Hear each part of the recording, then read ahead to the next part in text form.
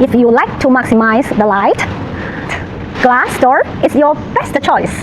See, we made it with the 5mm, which equal to 3/16 inches tempered glass, and the frame what we made is the aluminum, and we even can double the glass to make it quiet, sweeper, and bear to the last. If you like it, talk to me.